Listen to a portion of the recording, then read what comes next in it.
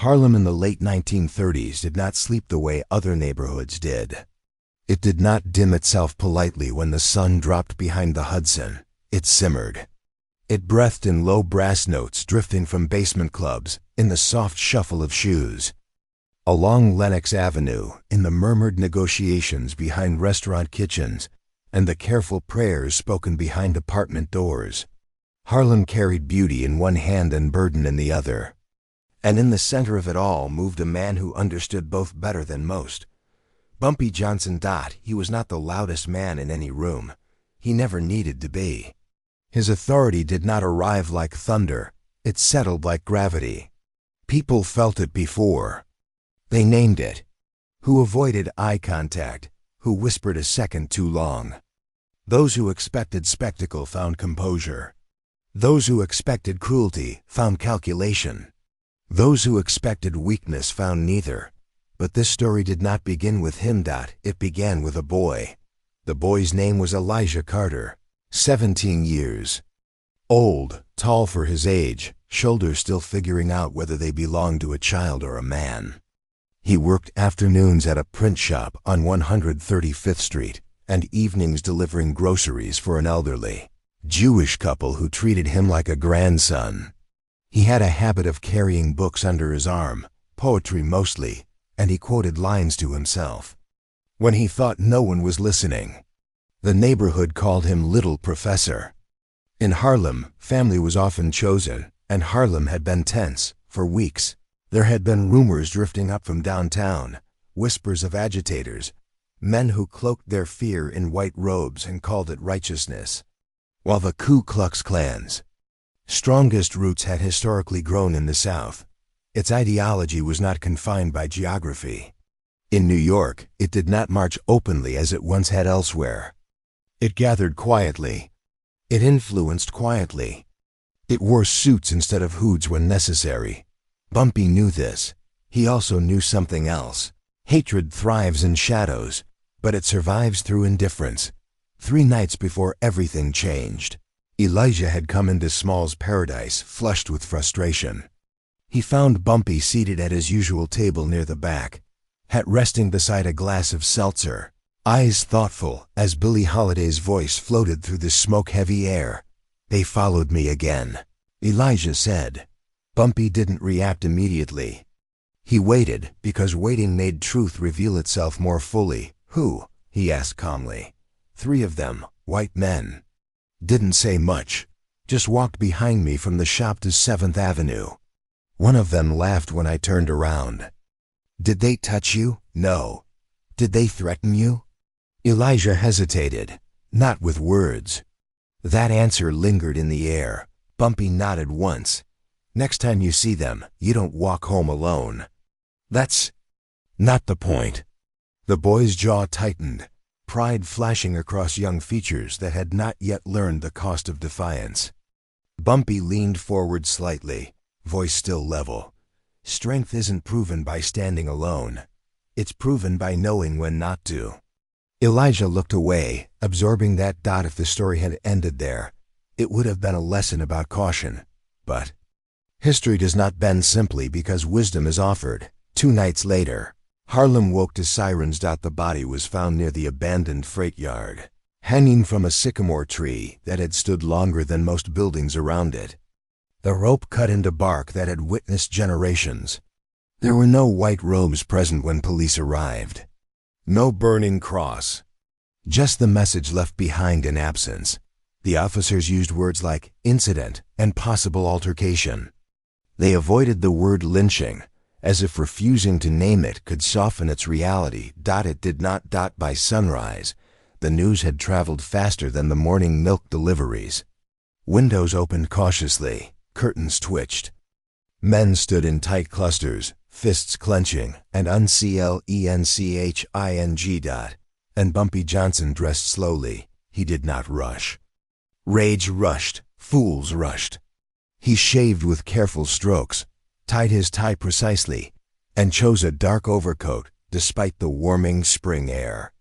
Control begins in small rituals. When he arrived at the freight yard, a small crowd had already gathered beyond the police line. Elijah's mother was being held upright by two neighbors, her cries breaking through the gray morning like shattered glass. Bumpy removed his hat. He stepped forward without raising his voice. The officers recognized him. Some stiffened, one looked relieved. "Mr. Johnson," the sergeant began cautiously, "we're handling the situation." "I see that," Bumpy replied. His eyes moved to the tree, to the rope, to the boy who had once recited Langston Hughes' verses at his table. There are moments when a man feels something inside him fracture, not loudly, not dramatically, but with a quiet permanence.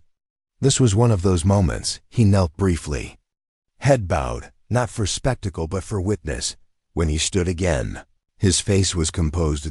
Too composed. The injustice was not only the killing, it was the calculation behind it, the choice of location, the choice of symbolism, the assumption that Harlem would swallow its grief and move on. By afternoon, anger simmered dangerously close to eruption. Young men gathered outside storefronts, voices rising. Some spoke of retaliation. Some named targets. A few mentioned Dutch Schultz, believing that old rivalries could be leveraged for muscle. The name carried weight. Dutch Schultz had once been a formidable presence in the city's underworld before his violent end years earlier. His legacy still lingered in whispers, a reminder of how power often consumed itself. But this was not a turf war. It was something uglier. That evening, Bumpy called a meeting, not in a back alley, not in a club. In a church. The pews filled quickly. Mothers, business owners, musicians, porters, students. The air trembled with restrained fury. Bumpy stood at the front, hat in hand. "I know what you're feeling," he began quietly. Murmurs rippled. "I feel it too." A pause, "But listen carefully. If you answer hate with chaos, you give them the story they want to tell." Silence deepened. They want Harlem to look dangerous. They want fear to justify more fear. A young man in the back shouted, "So, we just do nothing?" Bumpy's eyes found him, steady, unflinching. "No," he said. "We do something far more powerful." The room leaned in. "We make it impossible for them to pretend this didn't happen." He spoke of strategy, not violence, of documentation, of witnesses, of economic leverage, of alliances with journalists who still possessed spines. He spoke of dignity not as fragility, but as force. "Dignity," he said, voice lowering, "is the one thing they cannot stand." By the third day, something unexpected began to happen. Instead of riots, Harlem organized. Clergy members compiled sworn statements about suspicious vehicles seen near the yard. Shopkeepers compared notes about unfamiliar faces loitering in recent weeks. A sympathetic reporter from the Amsterdam News began asking sharper questions at police briefings, and Bumpy did something no one anticipated. He requested a formal meeting with the precinct captain. The captain was a careful man, practiced in balancing politics and pressure. He greeted Bumpy with polite detachment. "We're investigating," he assured. "I'm sure you are." Bumpy replied.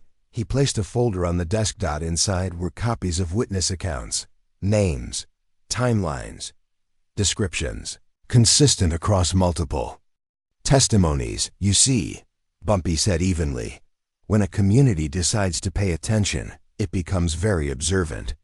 The captain shifted uncomfortably. "There are also," Bumpy continued, "businesses downtown that rely heavily on Harlem's cooperation.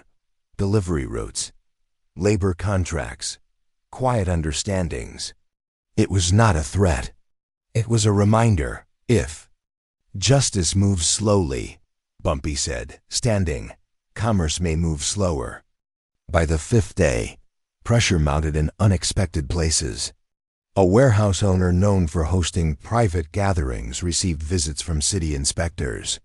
A councilman fielded calls from nervous donors. Harlem did not burn. It watched. On the seventh night, the turning point arrived quietly. A car pulled up outside Bumpy's brownstone.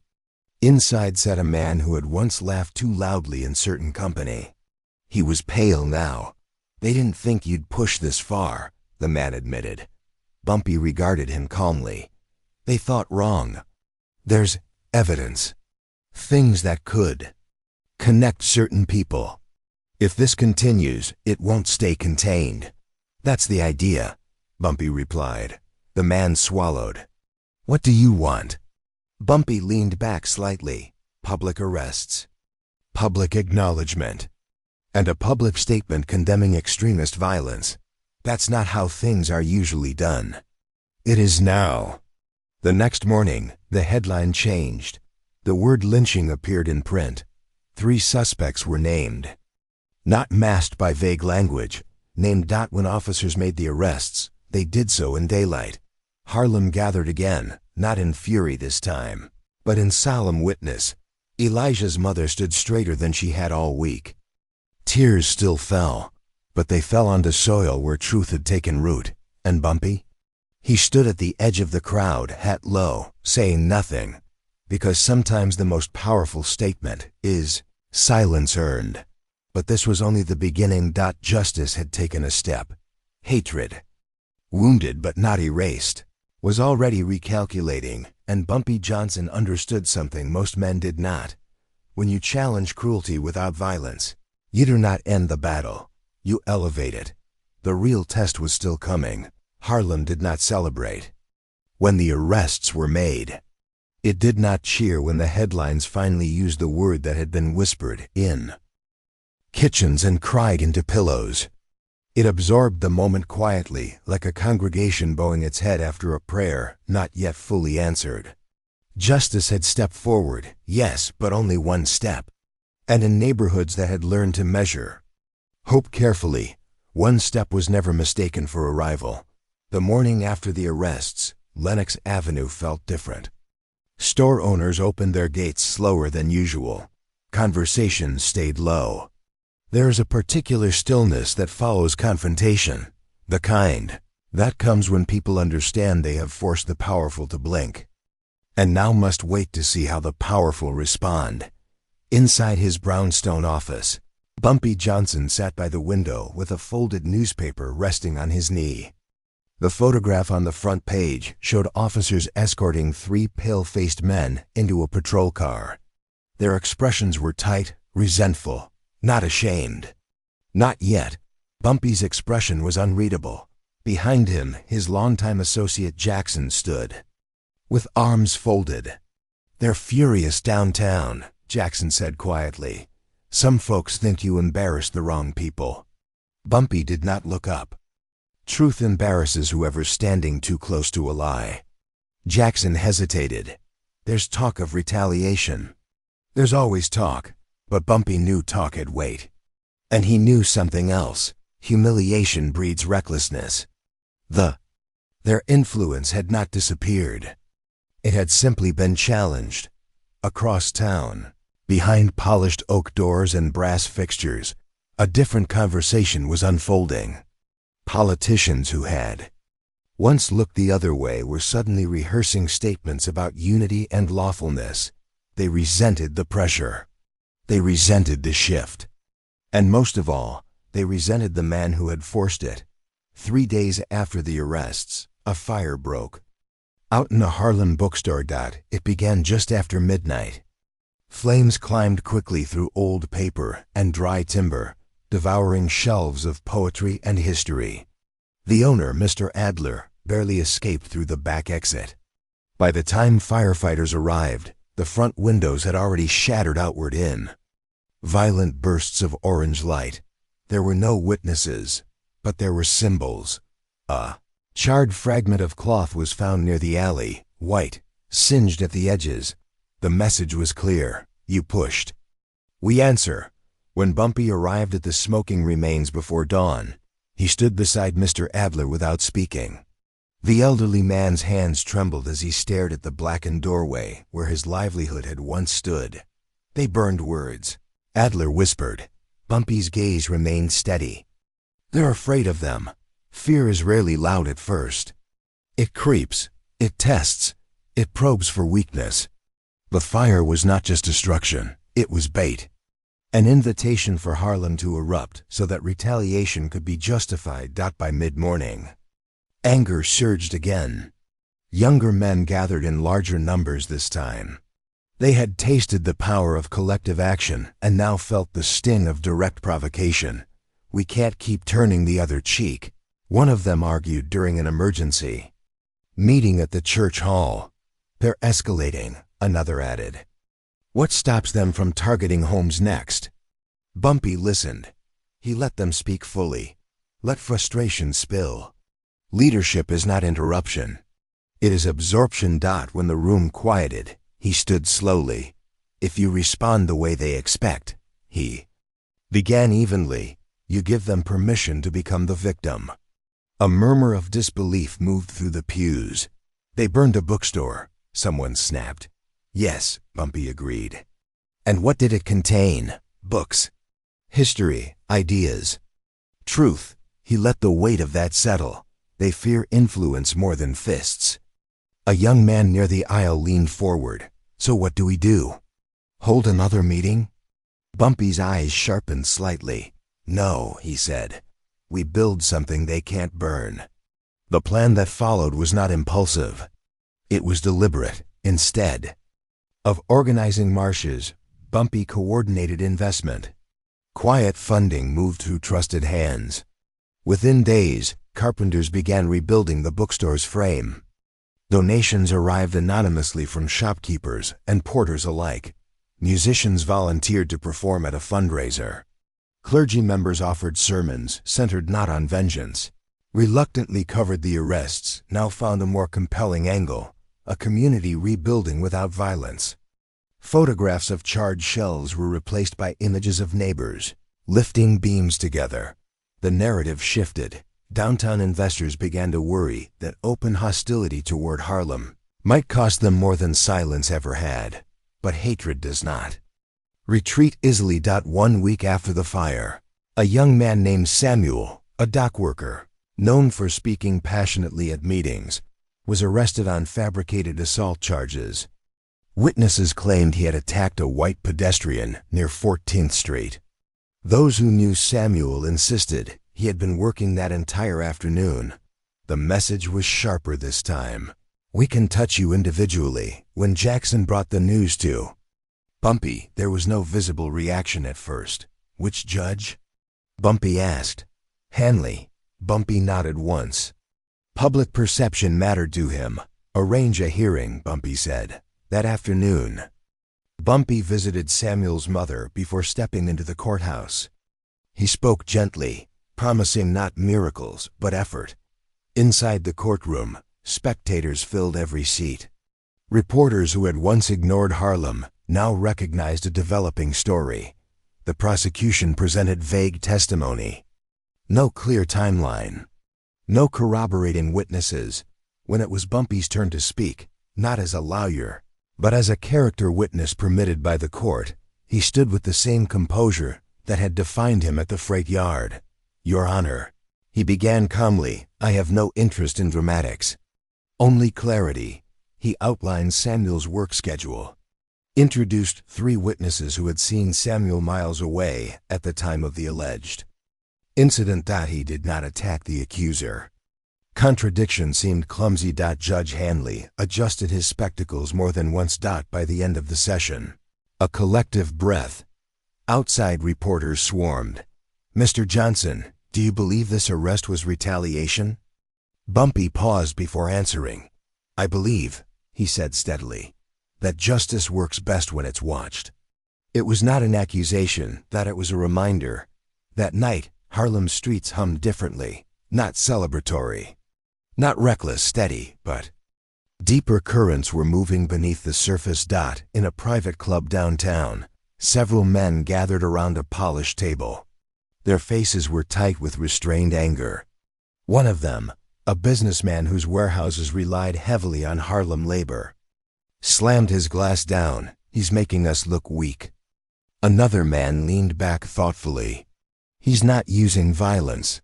That's the problem. We can't condemn him without condemning ourselves." Silence settled. Finally, the oldest among them spoke. Then we isolate him. Back in Harlem, Bumpy. Invitations to certain business negotiations stopped arriving. Suppliers who once cooperated began hesitating. A shipment of goods meant for a neighborhood grocer was delayed indefinitely. Economic pressure. Jackson voiced concern. They're squeezing. Yes, Bumpy said quietly. Which means they feel squeezed. Watching children skip rope along the sidewalk below. They think if they make me the problem, the community will distance itself. And will they? Jackson asked. Bumpy's voice remained steady. Only if I give them a reason.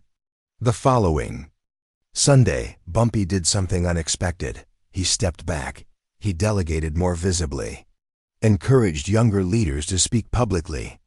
Redirected certain business operations into cooperative ownership models that did not depend on downtown intermediaries. Instead of centralizing influence, he distributed it. It was a move few anticipated. By decentralizing power, he made isolation impossible. Harlem did not rally around a single man. It strengthened around shared purpose. 2 nights later, another message arrived, this time delivered not in flames or false arrests, but in a letter slipped under Bumpy's door. It was unsigned. Inside were 2 sentences. You've embarrassed powerful men. Pride has a long memory. Bumpy folded the paper carefully. He did not look alarmed, but he did understand something critical. This was no longer about Elijah alone. It was about precedent. If Harlem could defend itself without descending into chaos, it would become an example. And examples are dangerous to systems built on quiet fear. As midnight approached, Bumpy returned to the sycamore tree at the freight yard. The ribbon tied by neighborhood children still fluttered gently in the breeze. He stood beneath it, hat in hand. Elijah, he murmured softly. They wanted silence. The wind rustled through leaves like distant applause. They got something else. Behind him, footsteps approached. Jackson. There's movement downtown, Jackson said. Closed-door meetings, bigger names involved. Bumpy replaced his hat slowly. Good, he replied. Jackson frowned slightly. Good? Because when bigger names step in, bigger mistakes follow. His eyes lifted toward the skyline where Harlem met the rest of the city. They think this is about pride.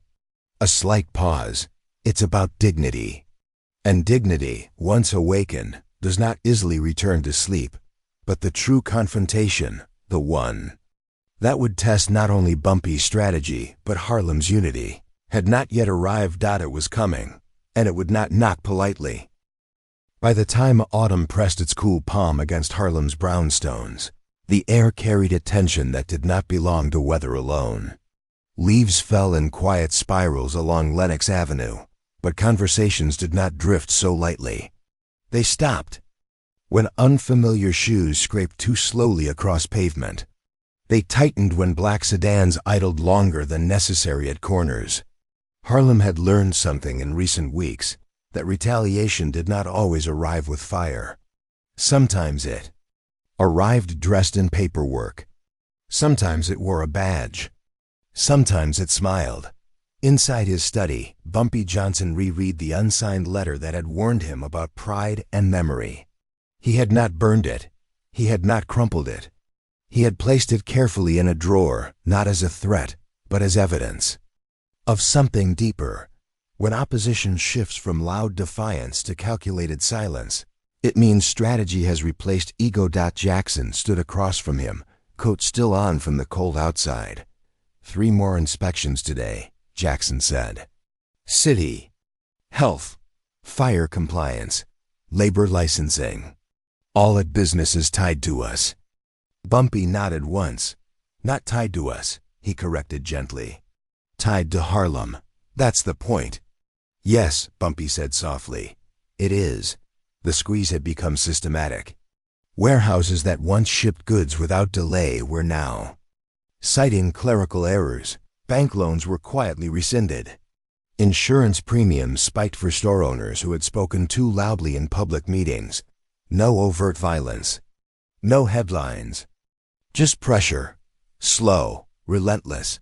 But the most unsettling shift did not come from downtown boardrooms.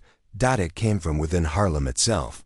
One evening, as twilight deepened into indigo, a young man named Caleb arrived at Bumpy's door. Caleb had been among the most vocal during the earlier meetings, sharp-eyed, quick to anger, passionate about justice. Now his shoulders sagged. "They came to see me," Caleb admitted once seated. "Who?" Bumpy asked calmly. "Two men, clean suits. Said they represent interests concerned about community stability. And they offered me a job, downtown, good pay. Sighed I had leadership potential." Bumpy studied him carefully. "And what did they ask in return?" Caleb swallowed. "They said maybe it's time for Harlem to cool down. Maybe we've proven our point. Maybe we don't need you pushing so hard anymore." Silence settled between them. "They want me to speak." At the next church meeting, Caleb continued, voice tightening.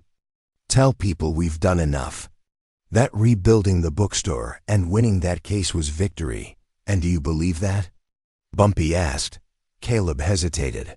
"I don't know what I believe anymore." That answer mattered more than any. Declaration. Bumpy leaned back slightly, folding his hands.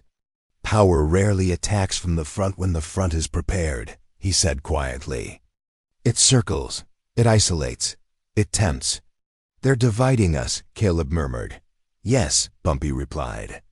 "Because unity is expensive for them." He did not condemn Caleb for listening. He did not scold him for doubt. Instead, he did something unexpected. "You should take the job," Bumpy said. Caleb blinked. "What?"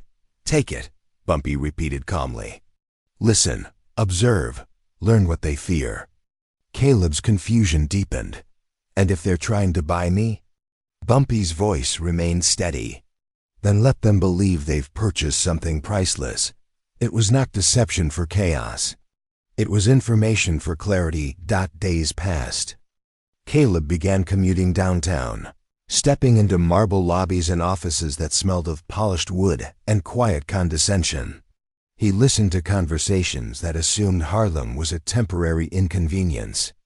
He noted names, connections, financial backers, who preferred distance from open extremism but still benefited from silent pressure.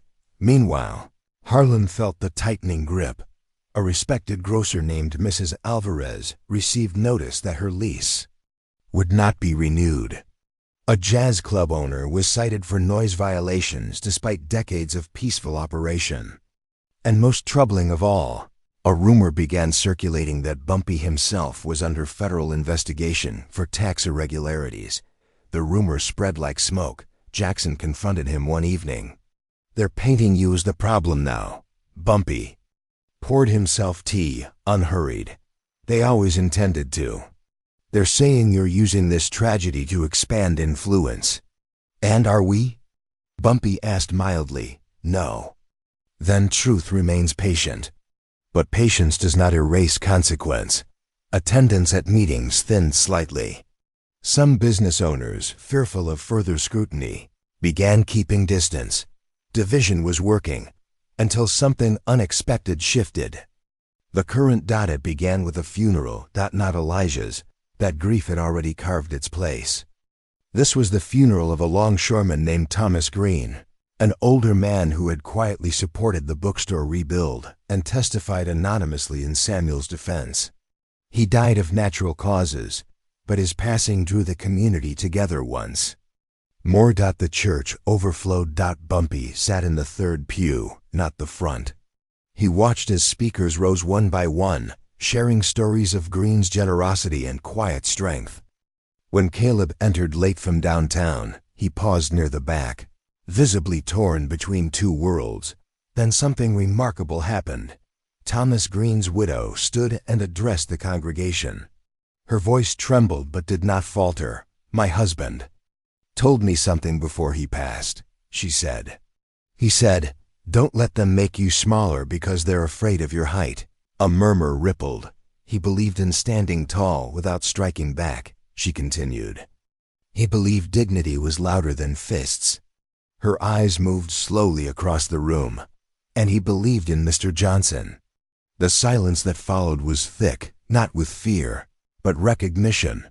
Caleb lowered his gaze. After the service, he approached. Bumpy outside beneath gray skies. "They're planning something bigger," Caleb said quietly. "Not another fire. Not arrests." "What then?" "A public forum, downtown. They're inviting city officials, clergy, business leaders. They want to present themselves as advocates for law and order. They'll argue Harlem's unrest has hurt commerce. They'll paint you as destabilizing." Bumpy nodded slowly. "When?" "2 weeks. And they've invited you to speak?" Caleb hesitated. "Yes." "Good." Caleb searched his face. "You're not angry?" "No." "Why?" "Because they think public light favors them."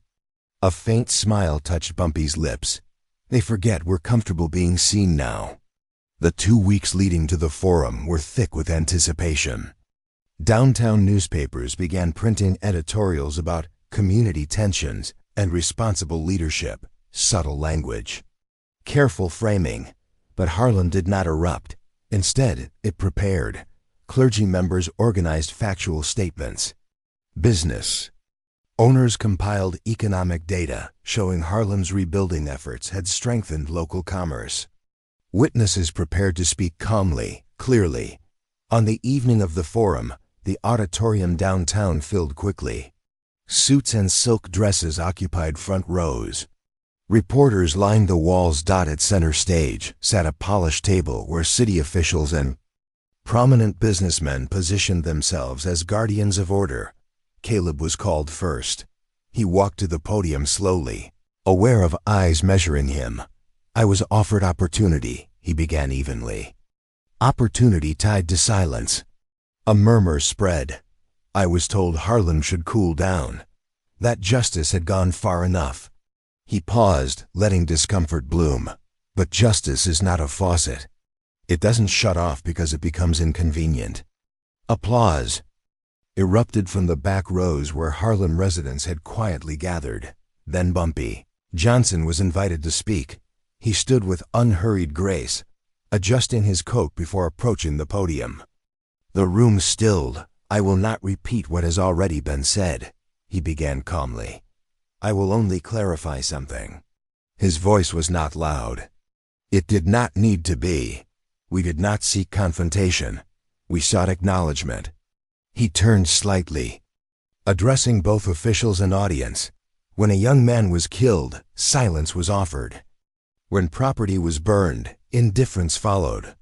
We responded not with riots, but with rebuilding. Not with fists, but with facts. His gaze sharpened just slightly. If that destabilizes anyone, the instability did not begin in Harlem. The sentence landed like a quiet hammer. He did not accuse. He did not insult. He simply reframed. "Dignity is not radical," he continued. "It is foundational." A long pause. And foundations do not apologize for holding weight. The silence that followed was not hostile. It was contemplative. Reporters scribbled quickly. Some businessmen avoided eye contact. The narrative had shifted again, not through aggression, but through clarity delivered publicly. But as the forum ended and crowds spilled into the street, Bumpy felt something beneath the victory, a current. A recognition that humiliation rarely surrenders without attempting one final strike. Jackson approached him outside beneath flickering street lamps. "You handled them," Jackson said quietly. Bumpy's eyes remained distant. "They're cornered." He replied, "And?" "Cornered pride does not retreat gracefully." Across the street, a black sedan idled longer than necessary. Its windows were too dark. Inside, a figure watched silently before the car pulled away. Harlem had won ground, but something deeper had. Then unsettled. And the next move would not be about public opinion. It would be personal. The storm had not broken. It was gathering. And this time, it would test not only strategy, but sacrifice. Winter did not arrive gently that year. It pressed into Harlem like a creditor collecting overdue debts, cold and sharp, tightening its grip on brick and bone alike. The sidewalks glistened with a thin sheen of ice, and breath rose in ghostly clouds from the mouths of men who had grown tired of watching the sky for signs of what would fall next, because something was coming. After the public forum downtown, the tension had not exploded, it had condensed. It had become denser, heavier, like storm clouds that no longer drift but hover with intent. Inside his brownstone, Bumpy Johnson stood at the window long past midnight, watching snow gather along the railing. Outside, he had learned long ago that retaliation from wounded power rarely comes through obvious doors. It arrives through quiet ones. It chooses moments when attention shifts. It waits for fatigue, and Harlem was tired. The inspections had slowed, but not stopped. The economic pressure had eased in some places, tightened in others. Caleb's position. Downtown had become precarious. Conversations were shorter now, more guarded. Doors closed when he approached. But the greatest threat did not reveal itself in business ledgers or newspaper columns. It revealed itself in disappearance. On a Wednesday morning just before Christmas, Mrs. Alvarez, the grocer whose lease had nearly been revoked, failed to open her shop. At first, neighbors assumed illness. By noon, concern spread. By evening, panic. Her apartment was found undisturbed. No signs of struggle. No note. No explanation. Only absence. When the police were notified, their response was procedural. But Harlem understood something deeper. Mrs. Alvarez had testified quietly at the forum. She had spoken about economic retaliation. She had stood without trembling, and now she was gone. By nightfall, whispers moved like wind through alleyways. This was no random disappearance. This was escalation. Jackson stormed into Bumpy's study that evening, anger finally breaking through his usually measured composure. "They've crossed a line." Bumpy did not respond immediately. He was seated at his desk, hands folded, eyes fixed on nothing visible. "They think fear will fracture us," Bumpy said quietly at last. "They kidnapped an old woman." Jackson snapped. "Yes," Bumpy replied evenly. "Which means they've run out of subtlety." That was the moment something shifted in his voice. Not rage, not panic, but resolve sharpened to a fine edge. "They want us to lash out so they can call it proof. So what do we do?" Jackson demanded. Bumpy stood slowly. "We make the city watch."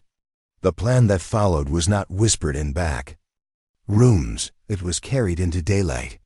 Publicly, he sent formal letters. He copied newspapers. He requested an emergency review regarding a missing citizen whose testimony had followed public pressure on extremist activity. He did not accuse, he documented. He did not threaten.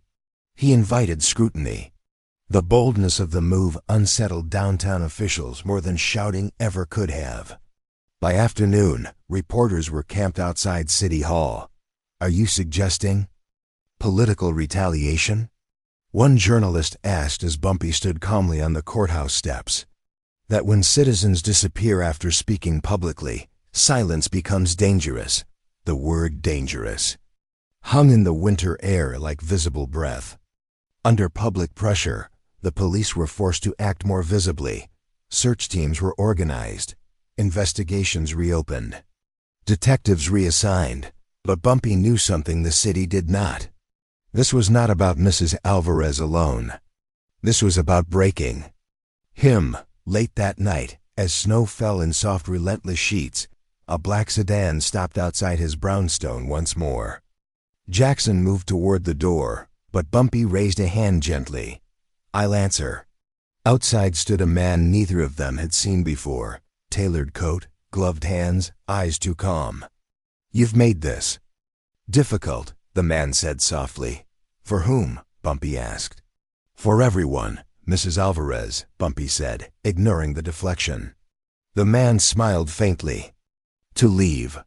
And sometimes, Bumpy replied, voice unwavering, people are encouraged. The man stepped closer, lowering his tone. You've embarrassed influential circles.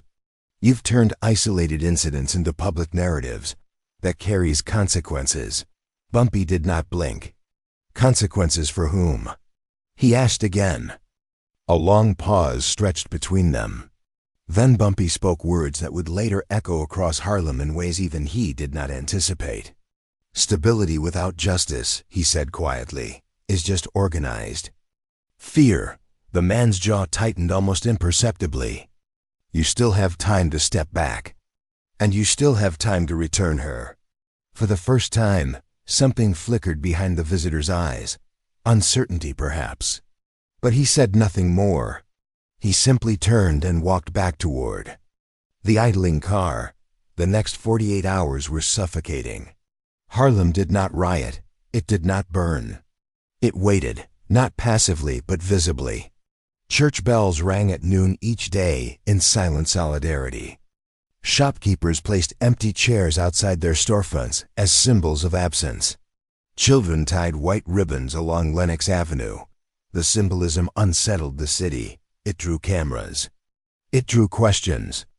And under mounting public scrutiny, something cracked. On the third morning, Mrs. Alvarez was found seated on a bench near Riverside Park, shaken but unharmed. She refused to speak of where she had been, but she did not need to. The message had been sent and answered.